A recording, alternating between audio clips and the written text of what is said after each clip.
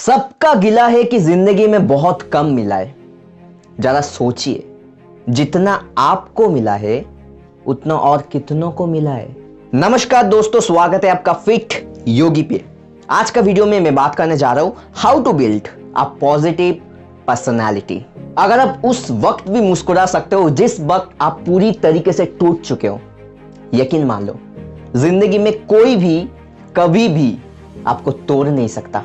मरने के बाद भी जिंदा रहना चाहते हो तो एक काम जरूर कर जाना, या तो पढ़ने लायक कुछ लिख जाना या तो लिखने लायक कुछ कर जाना। हिंदू शास्त्र के अनुसार हमारा युगों को 4 युग में बांटा जाता है: सत्य युग, त्रेता युग, द्वापर युग और कली युग। सत्य युग में इंसान का पुण्य था 100% और पाप 0%। त्रेता युग में इंसान का पुण्य हुआ 75% और पाप 25%। द्वापर युग में पाप और पुण्य दोनों ही 50% था। और कली युग, जिस युग में हम लोग हैं, अभी पाप 75% है और पुण्य सिर्फ 25%। अब देखिए, चाहे आप हिंदू हो या ना हो, हमारा पौराणिक कथा को आप विश्वास करते हो या नहीं करते हो, पर एक बात तो आपको मानना पड़ेगा कि हमारा एक कथा बहुत ही साइंटिफिक तरीके से हमारा समाज व्यवस्था को ही रिप्रेजेंट करता है। बोला जाता है कि सत्य युग में देव और असुर अलग दुनिया में रहते थे। त्रेता युग में देव और असुर एक ही दुनिया में रहने लगे, राम और रावण। द्वापर युग में देव और असुर एक ही परिवार में रहने लगे, कौरव और पांडव। और कली युग में देव और असुर एक ही इंसान के अंदर रहने लगे। जरा सोचिए, हम लोग ही है वो शकुनी जो लोगों के सामने कुछ बोलते हैं और पीछे कुछ और करते हैं। हम लोग ही है वो शकुनी जो लोगों का बुरा चाहते हैं। जरा सोचिए, हम लोग ही है वो दुर्योधन जो लोगों की तरक्की पे ईर्ष्या करते।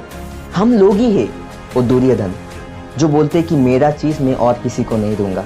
सोचिए, हम लोग ही है वो अर्जुन जो हमारा काम पे एकदम फोकस्ड रहते और गुरुओं का भक्ति करते हैं। हम लोग ही है वो कर्ण जो अच्छा बुरा कुछ नहीं देख के दोस्तों की मदद करने चले जाते हैं। और हम लोग ही है वो कृष्ण जो लोगों को इंस्पायर करते हैं, लोगों को सफलता का मार्ग दिखाते हैं। ये ना सोचिए कि मुझसे नहीं हो पाएगा, बल्कि ये सोचिए कि मेरे अलावा और कौन कर पाएगा।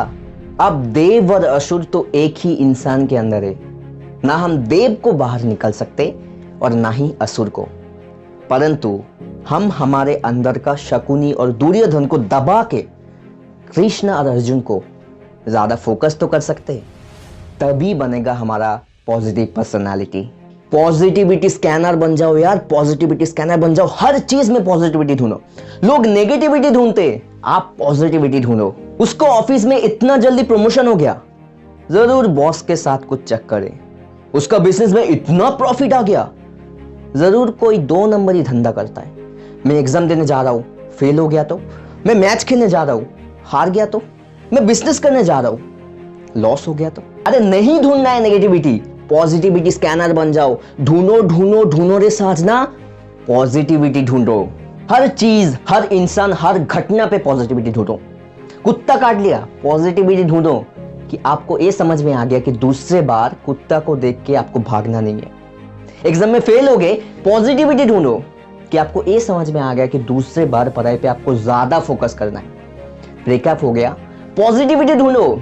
आप एक टॉक्सिक रिलेशनशिप से बाहर आ गए जहां पे कोई ट्रस्ट नहीं था, और जो गलती आप इस रिलेशनशिप पे किए वो दूसरा वाला वे अब नहीं करेंगे। एक गोल्डन स्टेटमेंट लिख लो, जिंदगी में अच्छे लोगों की तलाश मत करो, खुद अच्छे बन जाओ। शायद किसी का तलाश आपसे मिलकर पूरी हो जाए।